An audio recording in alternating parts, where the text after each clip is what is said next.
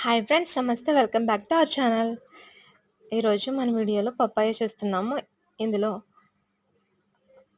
Open చేసి చూస్తే చూడండి, సీడ్స్ అనేవి లోపల జర్మినేట్ అయిపోయాయి. నిజంగా చూడగానే చాలా ఆశ్చర్యం అనిపించింది. చూసారా,